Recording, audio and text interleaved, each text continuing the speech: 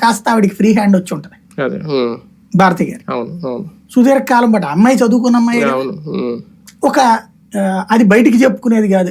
మన హిందీ సీరియళ్ళు ఉంటాయి చూడండి, ఆ టైపు గొడవ అది. అవును ఎందుకంటే లేబర్ లో అయితే కొట్టుకోవడం తిట్టుకోవడం ఉంటది, ఇటెట్లా అదో సైకలాజికల్ వారే నడుస్తుంటది. అట్లాంటి సందర్భంలో ఎదురవుతున్న అంశం పార్లమెంటు సభ్యుడిగా అవినాష్ రెడ్డి వద్దన్నది వీళ్ళ ఉద్దేశం. ఇక్కడ ఈ ఇద్దరికి వివేకానంద రెడ్డి తోడుండే.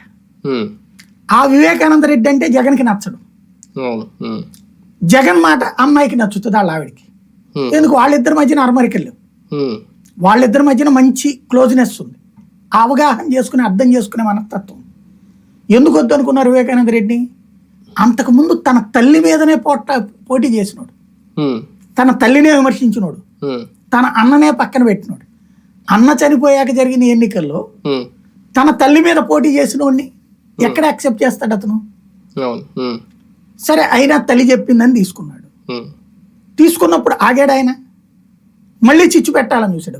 వైఎస్ఆర్ కాంగ్రెస్ పార్టీ ఆరంభంలో కానీ గెలుపులో కానీ లేదా ప్రతిపక్ష స్థానంలో కానీ వివేకానంద రెడ్డి పాత్ర ఏమైనా ఉందా? కేసుమెత్తు లేదు కదా.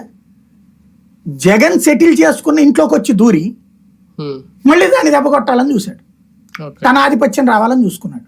మళ్ళీ అక్కడ అవినాష్ రెడ్డికి ఆధిపత్యం రావడం అంగీకరించలేదు. అదే కదా గొడవ అంతా.